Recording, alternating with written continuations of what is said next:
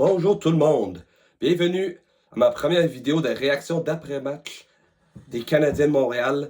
Les Canadiens qui s'inclinent par la marque de 5-4 en fusillade grâce à un but gagnant marqué par Brock Nelson, qui a marqué aussi tantôt dans le match. Alors une défaite qui fait mal au moral, mais qui au niveau du classement est considérant qu'ils perdaient par 3 buts à la mi-troisième période. C'est une victoire elle-même. C'est une game où les Canadiens ont commencé avec beaucoup de physicalité. Ils ont essayé de donner le ton avec des mises en échec percutantes. On a vu Josh Anderson au moins 2-3 fois frapper un joueur durement. Mais là, malheureusement, l'Avalanche s'est vraiment mis en marche, je dirais à peu près 2-3 minutes en première période, je veux dire. C'est une équipe qui est tellement rapide. Les défenseurs sont impliqués. C'est ça qui est. Le premier but, c'est un but de Sam Malinski. Un boulet dans la ligne bleue qui bat Montembeault de vitesse. Aucune chance. Il n'y a aucun gardien de but dans la Ligue nationale qui aurait arrêté ça, je suis convaincu. Puis ensuite, l'Avalanche en échec avant dans le coin. On est dans une bataille avec les Canadiens. Puis là, on sort avec la rondelle. Une passe dans l'enclave à Ryan Lager. Il était tout seul dans l'enclave et Lindgren qui bat Montembeault entre les deux jambes. Un but que probablement il aurait aimé revoir, je crois, mais tu peux pas laisser un joueur, peu importe c'est qui, même si Ryan Lindgren c'est un défenseur plutôt défensif, peu importe c'est qui dans les nationales, là, il peut te faire payer, puis Ryan Lindgren le fait. C'est un bon lancer entre les deux jambes, même si Montembeault il aurait probablement voulu arrêter celui-là. Puis après ça, l'Avalanche a continué de dominer. C'est une équipe tellement dynamique. Les défenseurs sont, comme j'ai dit tantôt, sont tout le temps en mouvement. Les Canadiens aussi, c'est pas vraiment trop aidé. Beaucoup de revirements, beaucoup de pinchages qu'on causé, des surnombres, puis la relance était rapide. Quelque chose que j'ai remarqué tout au long du match, pas juste en première période, c'est que à chaque fois que le Canadien avait une chance d'attaquer, puis il prenait un lancer, l'Avalanche récupérait tout le temps rapidement la rondelle, puis on relançait à l'autre bout très rapidement. Puis il n'y avait aucune façon de pouvoir arrêter ça parce que c'est des patineurs tellement rapides, puis évidemment très talentueux, puis ils te font payer si tu n'es pas très vigilant. Puis le Canadien en première période ne l'a pas été. À partir de, je dirais à peu près, peut-être 5-6 minutes à faire en première, les Canadiens ont, tranquillement, avec un peu d'échec avant, tranquillement repris un peu de contrôle dans le match. Ils ont eu quelque chose de marquer. Ils n'ont pas, malheureusement, été capables de concrétiser. Mais c'était quand même un peu encourageant. Après les 15 premières minutes, c'était une domination totale de l'Avalanche du Colorado. Alors, au moins, on a vu quelque chose de positif. Alors, c'est même si la première période termine 2-0 Avalanche. Là, après ça, la deuxième période, les Canadiens ont mis beaucoup de pression. Ils ont généré beaucoup de chances de marquer pour partir de la période. Mais malheureusement, une punition d'indiscipline. Armia qui casse Slavkovski pour un changement, alors que la rondelle est en fond de territoire de l'Avalanche. Puis là, la rondelle, elle revient vers la ligne bleue. Puis Armia, en s'en allant au bain, décide d'aller jouer la rondelle. Slavkovski était déjà sur la patinoire. Trop d'hommes sur la glace, punition. Et l'Avalanche qui marque toute une pièce de jeu entre McKinnon, Drouin et Martin Necas, qu'on aurait pu aller chercher cet été. Je pense que le prix était quand même élevé, le coût était élevé. Mais disons, tu sais, l'année, tu sais, je comprends qu'on a eu un rabais, là, puis pour moi, je peux pas critiquer Kent Hughes pour la transaction. Je pense que ça valait la peine, puis il fait quand même bien.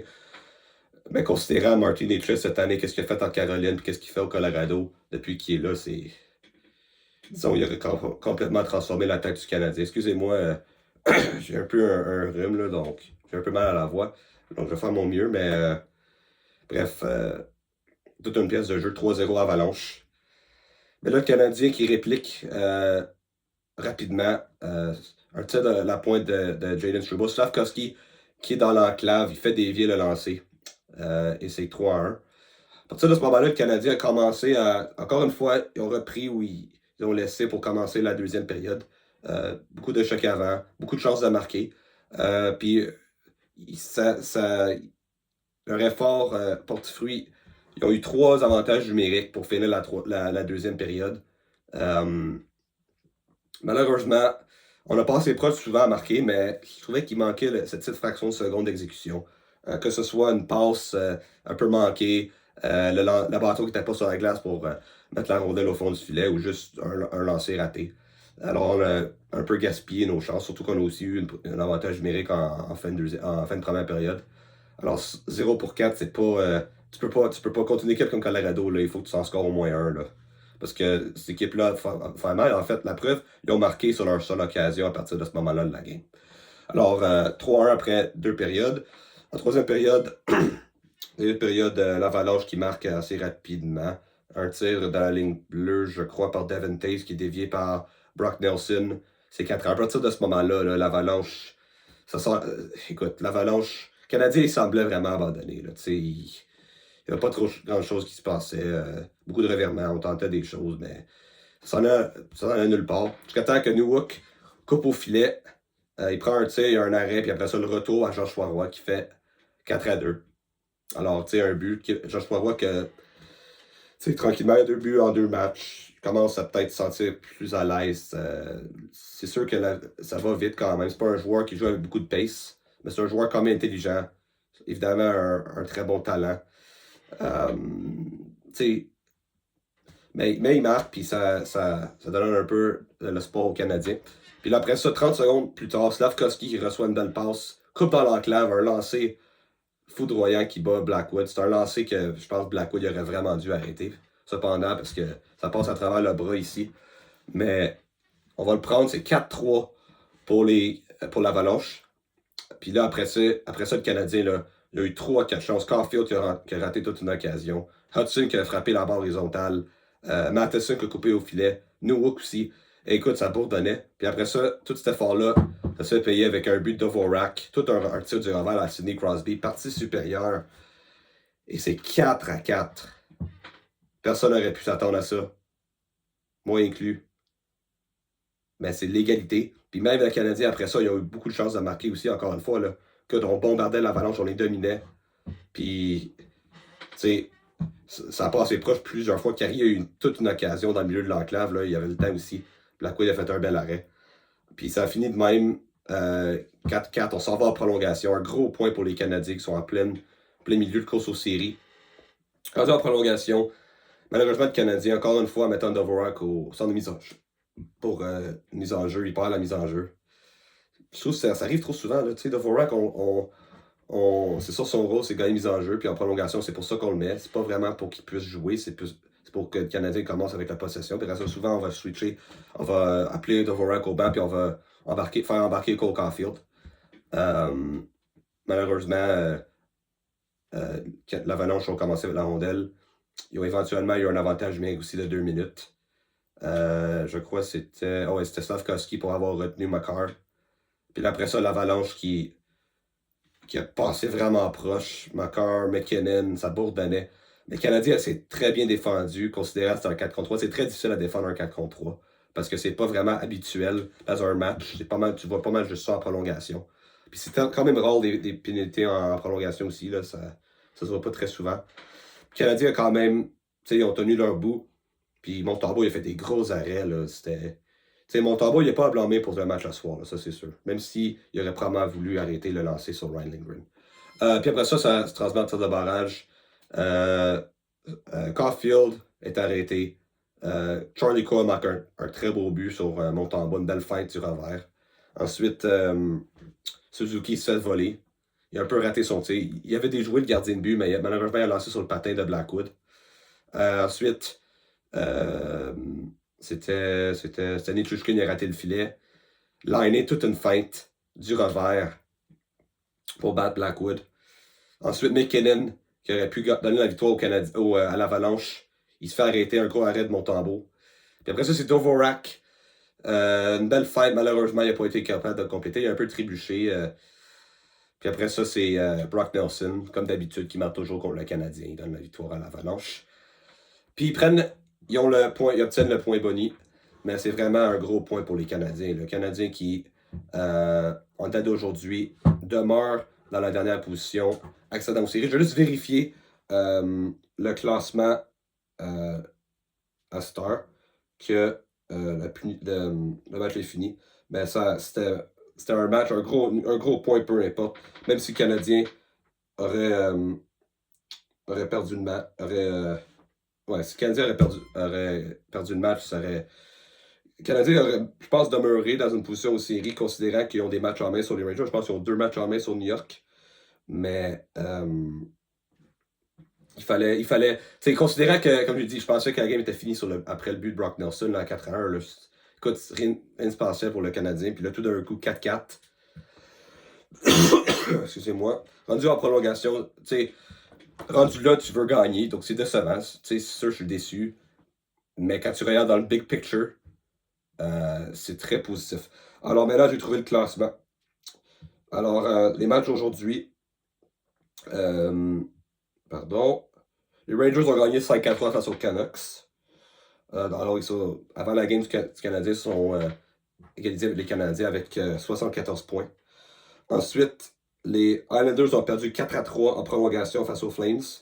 Alors, eux autres, encore une fois, se sont rapprochés d'un point, considérant qu'il y avait un écart de 2 points pour le match de jeudi face aux Islanders. Les Sénateurs ont battu les Devils 3-2. Alors, les Sénateurs qui se distancent du Canadien, je pense, de 4 points maintenant. Ensuite, les Red Wings perdent 5-2 face aux Golden Knights. Faut pas oublier aussi, en troisième période, faut pas oublier non plus que les Blue Jackets ont perdu 6-3 hier face aux Penguins. Je crois que c'est une 6e défaite de suite pour Columbus. Je veux juste valider avant de dire des niaiseries. Ouais, 6 défaites de suite pour les Blue Jackets. Alors la chaîne commence à débarquer là-bas, malheureusement. Pour moi, si le Canadien ne fait pas les séries, j'aurais aimé voir Columbus les faire. Mais visiblement, ça ne s'améliore pas pour les Jackets. Les Red Wings, c'est un peu la même affaire aussi. Là. C'est une équipe qui était en série avant la pause des 4 nations. Puis ils ont perdu, je crois, 6 ou 7 matchs de suite. Ouais, c'est pas fameux. Ils sont 2-8 dans leurs 10 derniers matchs. Alors, c'est vraiment en chute libre pour Détroit.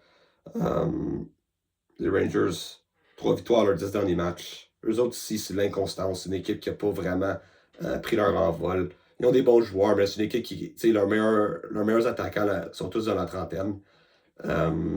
C'est une équipe qui n'a pas beaucoup de structure défensive. Alors, ça donne que c'est une équipe qui donne des chances de marquer à profusion aux adversaires. C'est juste, je trouve pas que c'est une équipe qui va faire qui va tout d'un coup flipper le switch là, on puis faire les séries. Là. Les Islanders, évidemment, les Islanders, ça va quand même bien.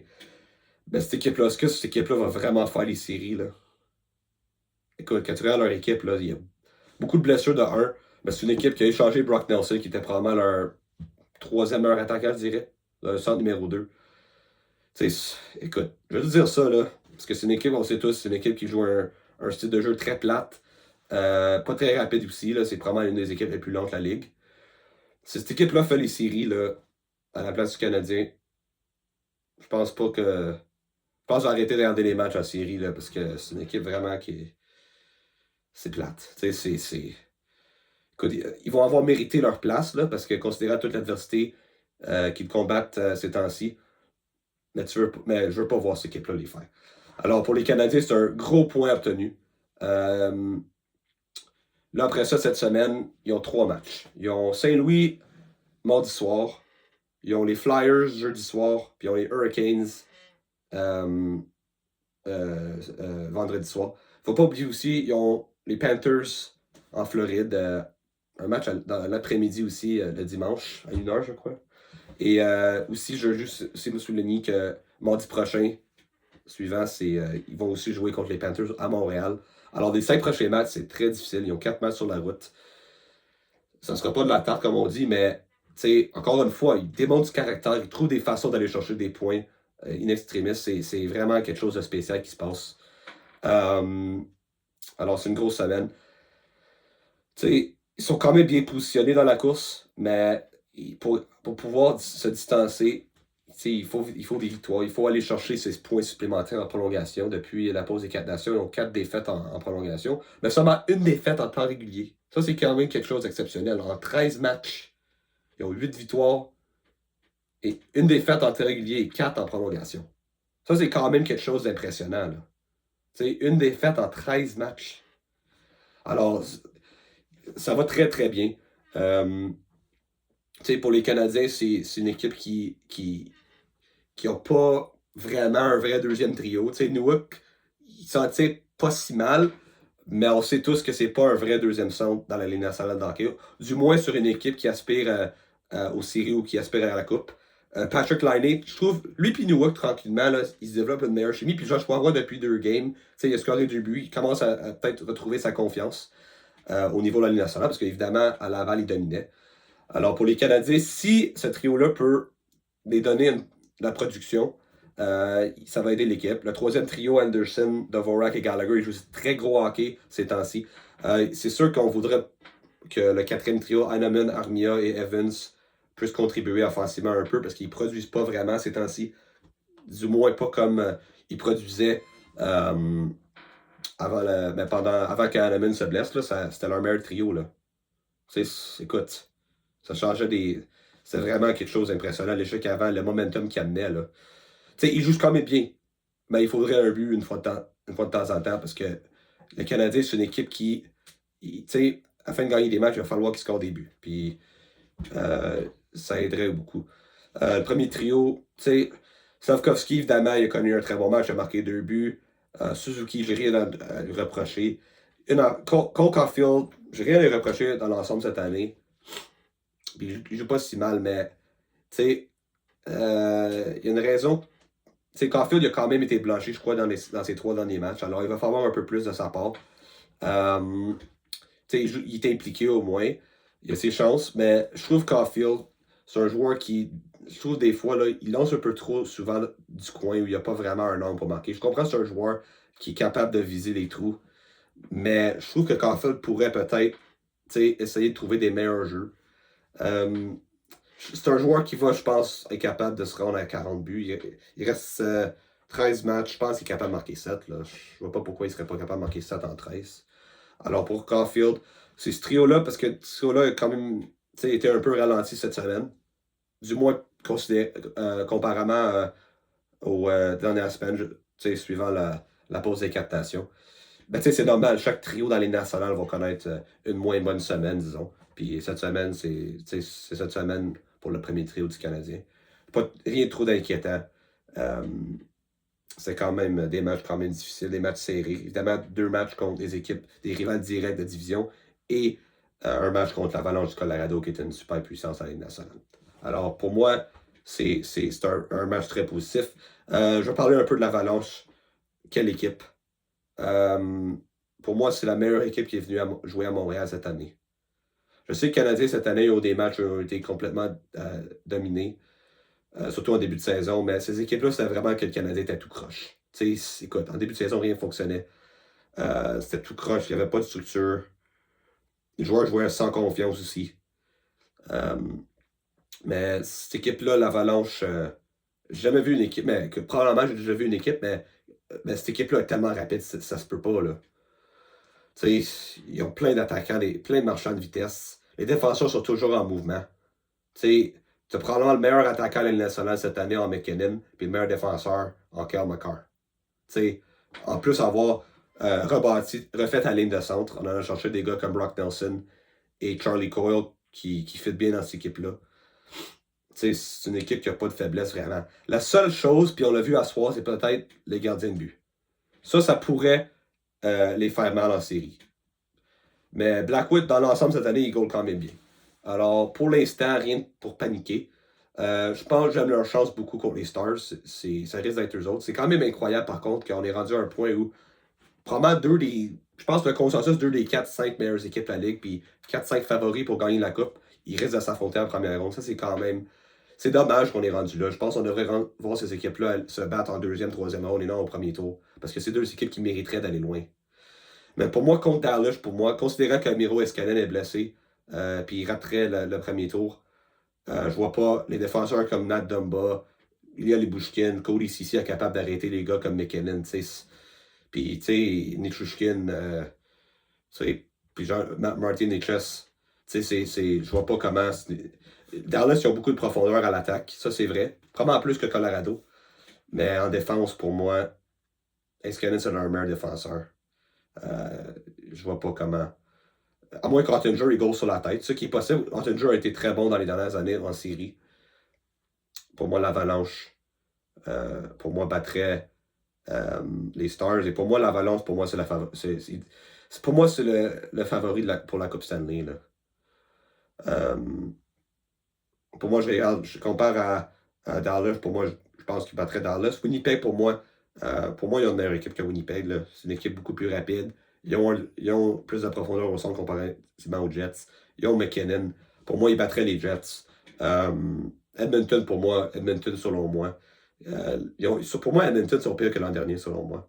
Alors, pour moi, l'Avalanche, je les battrais. Vegas,